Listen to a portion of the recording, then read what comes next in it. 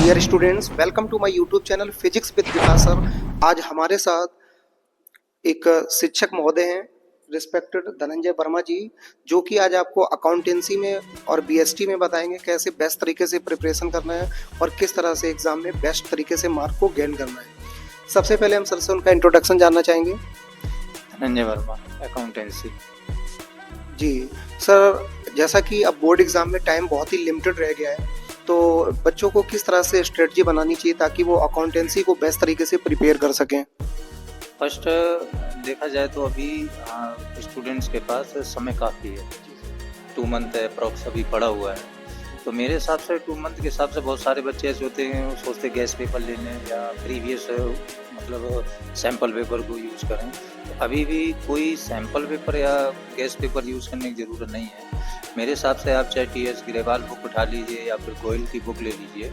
आप जो उसमें टॉपिक वाइज दे रखा है, तो स्पेशली आप उसको डीपली ज़्यादा तैयार करें, जिससे आपके एमसीक्यू पे पकड़ अच्छी मजबूत हो सके, क्योंकि आपके 80 में आपके अप्रॉक्स 20 मार्क्स के एमसीक्यू ही आते हैं। तो अगर उन पे आपने 20 में 18 मार्क्स कवर कर लिया, तो मेरे हिसाब से वो गेनिंग पॉइंट आपके लिए होगा। तो सर, बच्चों को जैसे कुछ शॉर्ट आंसर हो जाते हैं, कुछ लॉन्ग आंसर हो जाते हैं और एमसीक्यू हो जाते हैं। तो सबसे पहले अगर हम बात करें एमसीक्यू यानी मल्टीपल चॉइस क्वेश्चन को प्रिपेयर करने के लिए किस मेथड को यूज करना चाहिए और कहाँ से कंटेंट को अरेंज करना चाहिए? देखिए, अगर फर्स्टली हम लोग बात करें कि जो बच्चे कहते हैं मैंने 90+5 स्कोर किया है, तो 95+ अगर आपको स्कोर करना है तो उसके लिए हम शॉर्टकट को नहीं बना सकते देखा जाए तो, क्योंकि लंबी रेस कंप्लीट करने के लिए हमें मेहनत तो थोड़ी बहुत करनी पड़ेगी। तो आपको इस तरीके से करना है कि पहले अपना बेसिक तैयार कर लें, और बेसिक तैयार करने के लिए आप कोई भी टॉपिक, एक जैसे मान लीजिए आपका पार्टनरशिप है या कंपनी अकाउंट है, तो पार्टनरशिप या कंपनी को आप लोग जो बेसिक बुक्स में आपके दे रखे हैं, तो सारे आप पॉइंट्स को क्लियर रखें, और जब सारे पॉइंट पूरा चैप्टर का क्लियर हो जाए तो उसके जो भी बोर्ड के एग्जाम्स है प्रीवियस ईयर के 4 to 5 क्वेश्चन आप उनके तैयार कर लें, जिससे आपको पूरा बेसिक एक चैप्टर का आपके 5 क्वेश्चंस में कंप्लीट हो जाएगा, जिससे आपका टाइम भी बचेगा और आपका रिवीजन भी हो जाएगा। अच्छा, शॉर्ट आंसर को सर स्टडी करने के लिए बेस्ट मेथड क्या है? शॉर्ट आंसर का तो आपका बेस्ट स्ट्रेटजी यही है कि आप अपना जो भी बेसिक पॉइंट्स हैं बुक को कवर करके चलें। शॉर्टकट उसके लिए कुछ नहीं है कि आप मान लीजिए जैसे प्रीवियस ईयर की कुछ पढ़ लेंगे तो उससे हेल्प मिल सकता है, कि ज़रूरी नहीं प्रीवियस ईयर का आपका पूरा एमसीक्यू वही है क्वेश्चन में मिल जाए। इसके लिए आपको बुक से जो बेसिक जो दे रखी होती थ्योरी इम्पोर्टेंस पॉइंट वाइज, आप उसको कवर करिए, तो आपके ये कि 1 मार्क्स हैं, 20 ये हैं, और सबसे ज़्यादा आपको प्रॉफिट उसमें आपका जो केस स्टडी मिलता है, चाहे वो बीएसटी हो, चाहे ये सर्टेन केसेस आपके जो अकाउंटेंसी में आते हैं, सबसे ज़्यादा हेल्प उनमें आपको मिलेगा। अच्छा सर, अगर हम बात करें कि जैसे बहुत सारे स्टूडेंट ये कहते हैं कि हमें सर अकाउंटेंसी में लॉन्ग आंसर लिखने में प्रॉब्लम होती है, तो लॉन्ग आंसर को प्रिपेयर या लिखने का कितना मेथड, कैसा मेथड होना चाहिए और कितने वर्ड में लॉन्ग आंसर कॉपी में लिखना है? कि अकाउंटेंसी और अगर बीएसटी की हम बात करें कि बहुत सारी चीज़ें बच्चे सर जो कह रहे हैं वो सही कह रहे हैं कि लॉन्ग आंसर को कैसे प्रिपेयर करें। देखिए, अगर हम कोई चीज़ मान लीजिए कोई भी क्वेश्चन पूछा गया है, अगर वो क्वेश्चन 10 लाइन में कंप्लीट हो रहा है तो उसको 15 लाइन में खींचने की कोई ज़रूरत नहीं है मेरे हिसाब से। तो जो आपका क्वेश्चन पुटअप करे और आपका वो क्वेश्चन आंसर क्लियर हो जाए, मतलब जो एग्जामिनर चेक कर रहा है कॉपी और वो सेटिस्फाई हो जाए, हमारे अगर 7 लाइन से भी सेटिस्फाई हो रहा है तो जाहिर सी बात है आपको उसमें मार्क्स पूरे ही मिलेंगे। अच्छा सर, जब कॉपी लिखते टाइम टाइम का मैनेजमेंट कैसे करना चाहिए? क्योंकि टाइम के अकॉर्डिंग बहुत सारे स्टूडेंट, ऐसा होता है एग्जाम टाइम पे कि कोई पहले से करके पेपर बैठ जाता है और बहुत सारे स्टूडेंट ऐसा रह जाता है कि कुछ ना कुछ छूट जाता है उनका। तो इसको लेके टाइम मैनेजमेंट की कोई रणनीति? देखिए, अगर रणनीति की हम लोग बात करें कि एक पॉइंट आता है आपका कि स्पीड और एक्यूरेसी। जब तक आपका स्पीड और एक्यूरेसी दोनों एक साथ नहीं चलेंगे, आपका जो क्वेश्चन पेपर होगा वो 100% आप नहीं कर सकते, क्योंकि अगर आपकी स्पीड स्लो हुई, एक्यूरेसी सही है, तो आपका क्वेश्चन छूट जाएगा। और अगर आपकी स्पीड तेज हुई, एक्यूरेसी क्वेश्चन आपके न्यूमेरिकल से मान लीजिए आपने प्लस माइनस गलत कर दी, तो भी आप मार्किंग गिर जाएगी। तो मेरे हिसाब से आपका स्पीड और एक्यूरेसी आपकी जो एग्जाम से पहले जो आपको प्रिपरेशन के लिए लीव मिलती है 4 to 10 डेज जो गैपिंग होती है एग्जाम से पेपरों में, आप उनमें अपनी स्पीड और एक्यूरेसी को ज़्यादा कंसीडर करें, जिससे हमारा जो पेपर है वो मैक्सिमम हम उसको सॉल्व कर सकें।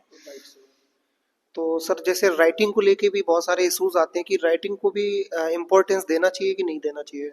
राइटिंग तो इम्पोर्टेंस रखती है सर, किसी को भी अगर राइटिंग जैसे क्वेश्चन एग्जामिनर ओपन कर रहा है आपको चेक करने के लिए और अगर राइटिंग खराब होगी तो थोड़ा बहुत इफेक्ट रखता है।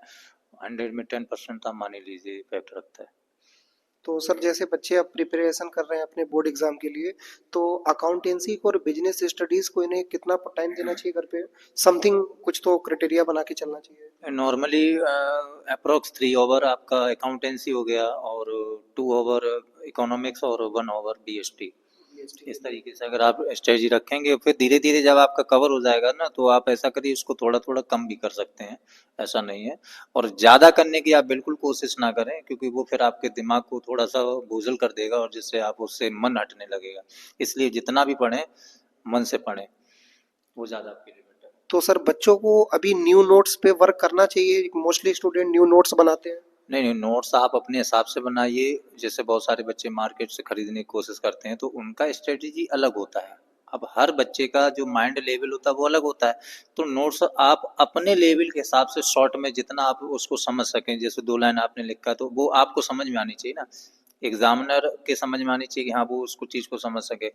बगल वाला फ्रेंड आपका समझ पा रहा नहीं समझ, उससे नहीं, डजेंट मैटर। हो सकता है उसका दिमाग का क्यूआर लेवल ज़्यादा हो, आपका कम है, तो आप अपने अकॉर्डिंग जो आपके नोट्स हैं उनको तैयार करें, उन पे ज़्यादा आप अपना विश्वास रखें और फुल कॉन्फिडेंस के साथ आप एग्ज़ाम में बैठें। कि सपोज कर लीजिए जैसे आपके 20 मार्क्स के प्रैक्टिकल होते हैं, किसी भी आप प्राइवेट स्कूल से जाएंगे तो 16 to 20 आपको रिसीव हो ही जाते हैं नंबर उसमें।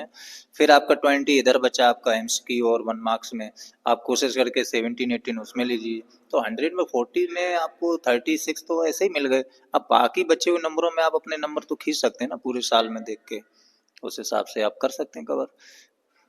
तो सर जैसे कि अगर हम जानना चाहें कि बच्चे अब प्रिपरेशन कर रहे हैं बोर्ड एग्जाम की और जो डिप्रेशन में इनका माइंड मोस्टली आ जाता है, इस डिप्रेशन से बचने के लिए इनको क्या करना चाहिए। डिप्रेशन का एक चीज़ दिमाग में ये रखिए, जैसे अगर कोई स्टूडेंट है जब चीज़ों को छोड़ने लगता है जी सर। कि आज का वर्क मैं कल कर लूँगा, कल का परसों कर लूँगा, परसों नरसों कर लूँगा, तो डिप्रेशन आपका वहाँ से स्टार्ट ज़्यादा हो जाता है। कि जब चीज़ें आपका बोझ ज़्यादा हो जाता है ना बढ़ते बढ़ते कि नहीं अब तो एक चैप्टर, अगर आप डेली एक रूटीन बना के चलेंगे ना, भले आप 2 ओवर पढ़िए लेकिन एक रूटीन में पढ़िए। अब वो 2 ओवर को अगर आप 6 ओवर कर लोगे तो सिंपल सी बात, आप बोरियत भी होगी और आपको टेंशन भी होगी और जैसे जैसे एग्जाम आपके पास आएंगे आपको दिक्कत होती चली जाएगी। तो उससे बचने के लिए आप यही करें कि आप अपना पहले से ही एक रणनीति बना के चलें और अपना थोड़ा थोड़ा करके अपना रिवीजन करते रहें, जिससे आपको एग्जाम टाइम में आपको प्रॉब्लम ना हो। टाइम देने के लिए सर का बहुत बहुत धन्यवाद। स्टूडेंट्स अगर आपका अभी भी कोई डाउट है इससे रिलेटेड कोई क्वेश्चन है तो आप कमेंट जरूर करिएगा, आपके उस प्रॉब्लम का सॉल्यूशन मिल जाएगा। थैंक यू सर टाइम देने के लिए। मिलते हैं ब्रेक के बाद। चैनल को सब्सक्राइब करना और वीडियो को लाइक करना ना भूलें।